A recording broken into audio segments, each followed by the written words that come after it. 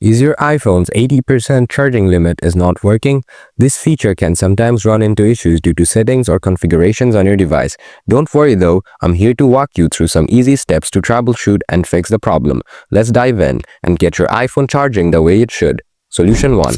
Verified optimized battery charging is enabled. First, open the Settings app on your iPhone. Scroll down and tap on Battery. If you're using a newer iPhone, tap on Charging. Here, you should see an option to limit your charging from 80% to 100%. Try switching it from 80% to 90% or vice versa to see if that resolves the issue. If you have an older iPhone, tap on Battery Health and Charging. Make sure Optimized battery charging is toggled on.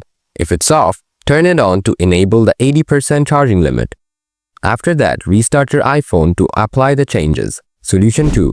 Ensure location services are enabled. Optimized battery charging uses location services to understand your charging habits. Here's how to make sure they're turned on.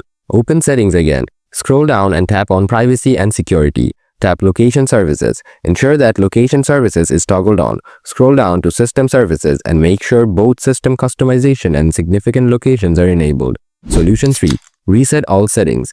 If the issue still isn't resolved, resetting all settings could help clear out any software conflicts. Open Settings once more. Tap on General. Scroll down and tap Select Transfer or Reset iPhone. Tap Reset, then choose Reset All Settings. Don't worry, this won't delete your data, but it will reset Wi-Fi networks and configurations. After the reset, don't forget to go back into Battery Health and Charging and re-enable Optimized battery charging. That's it. By following these steps, you should be able to get the 80% charging limit working again on your iPhone and keep your battery in the top shape. Let me know if these steps helped or if you still have any questions. I'm happy to help.